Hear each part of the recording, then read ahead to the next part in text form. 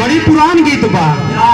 अरे राम कैसे सपरी दुल्हा बन गईले पुरानिया कैसे सपरी।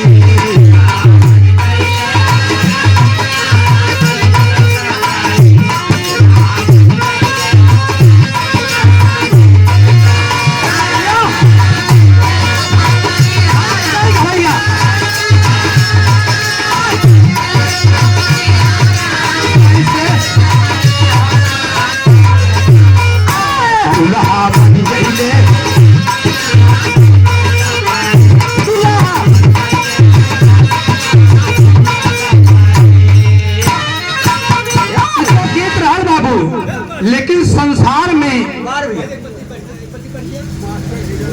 ज्यादा दिन रहा भाई।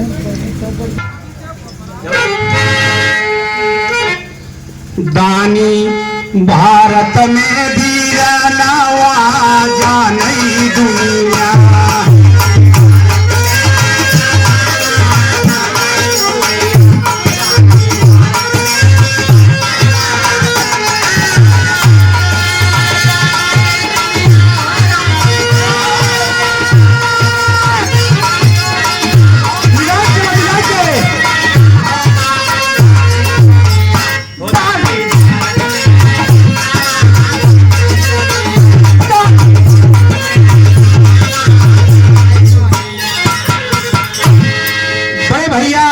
रामलाल पाल के कर कमलों द्वारा इबादानी भारत में बिरनवा जाने दुनिया के दान तय के दुनिया में अमर होएगे बाबू। कभी अपने कलम से जा बाबू लेखनी करत हन कैसे, लेकिन में कहना हुआ मास्टर साहब रघुदधी जय हरिश्चंद्र का अमर हो गया दान।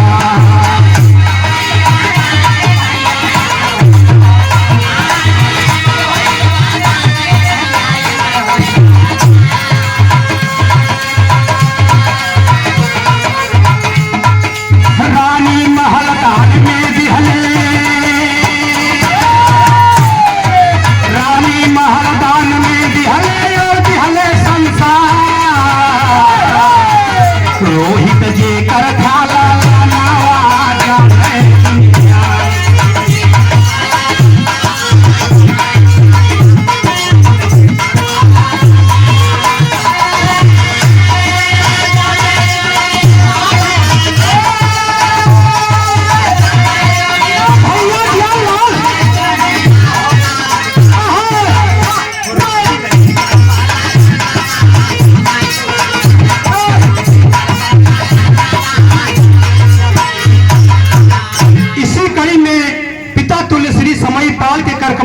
सजाई कला की धरती से 100 रुपए के आशीर्वाद पिता तुल्य श्री समय पाल के स्पर्श बा सबके 109 बाबा ऊपर लगी सबसे आशीर्वाद कामना बा। लेकिन कहना बा रघुदधी जय हरिश्चंद्र का अमर हो गवा दान। दानी महल दान में दिहले और दिहले संसार रोहित जेकर था ललनवा जाने दुनिया। ए बाबू अपने कुल खानदान के लिए अपनी जो है कुल की लाज बचाने के लिए राजा हरिश्चंद्र ने अपने लाल को और अपने पत्नी तारा को कुर्बान कर दी थी दान में बाबू। लेकिन दूसरी लाइन कहना मास्टर साहब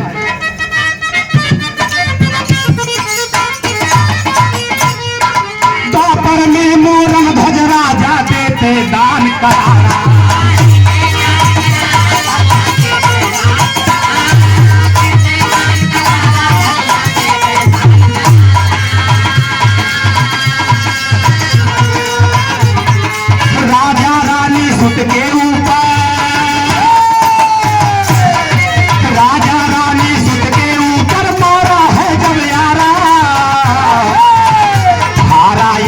है लाला नवा जाने दुनिया।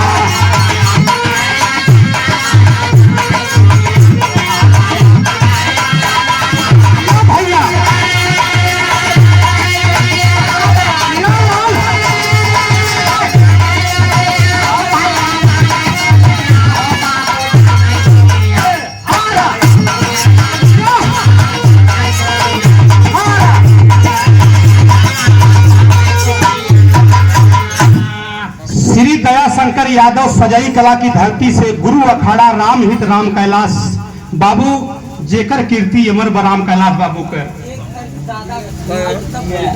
100 रुपए का आशीर्वाद एक तज दादक सुनाई तब जाए। बहुत बहुत धन्यवाद बा सबसे 100 नमन बापा लगी बाबू आशीर्वाद कामना बा। ए भैया हो राजा मोरन ध्वज बाबू दान के खातिर अपने लाल के ऊपर आला आरा चढ़ा दिए बाबू। वो राजा मोरन ध्वज थे द्वापर युग में बाबू राजा अपने लाल को बलि चढ़ा दिए। लेकिन तीसरी लाइन में कहा मास्टर साहब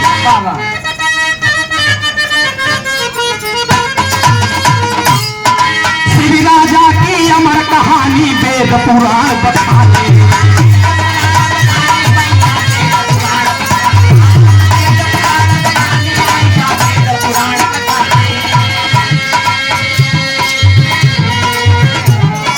बैठ गए पलना के ऊपर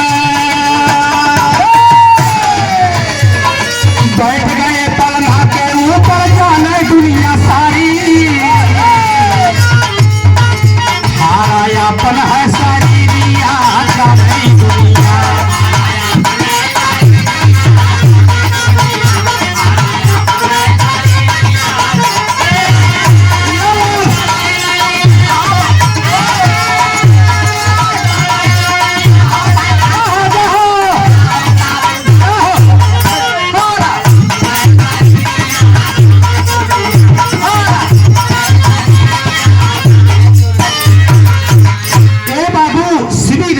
कबूतर के कारण अपने बाबू जान की मांस को काट के जो है पलना पे रख दिए, तब भी पूरा नहीं हुआ बाबू तो अपने पूरे शरीर के साथ पलना पे बैठ गए। वो शिवी राजा थे बाबू जो है ऐसे ऐसे दानी भारत में पैदा हुए बाबू। लेकिन चौथी लाइन में कहना हुआ मास्टर साहब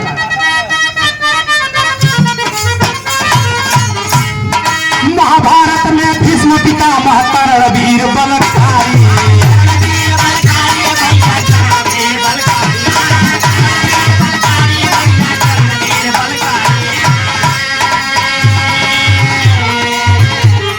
दान में अंगूठा एक लब काटा दान में अंगूठा एक लब काटा जाने दुनिया सारी भारी कायम बानी समावा जाने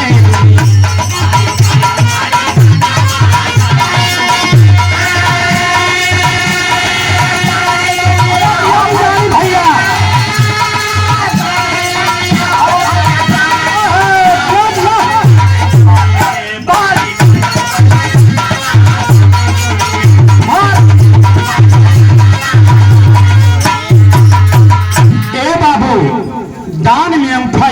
काटा। एक शिष्य के बढ़ाने के लिए गुरु द्रोणाचार्य बाबू अपने दूसरे शिष्य जो पुतला रख के बाबू उनकर गुरु सम्मान की जो है पूजा किया और धनुधर विद्या में बाबू एकदम निपुण हो गया।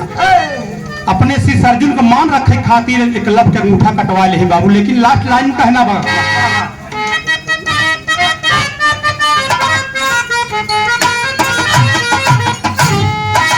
राजा राम गुरु स्वर्ग सिधारे विश्वनाथ गुरकारी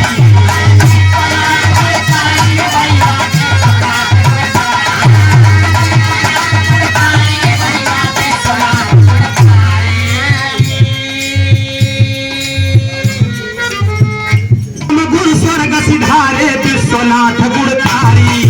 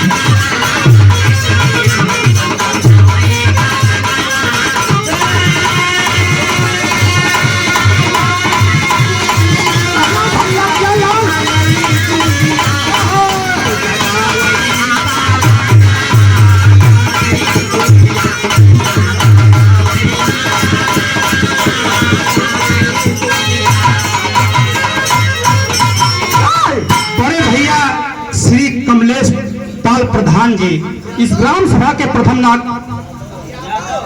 अच्छा कमलेश यादव प्रधान जी स्वर्गीय श्री राम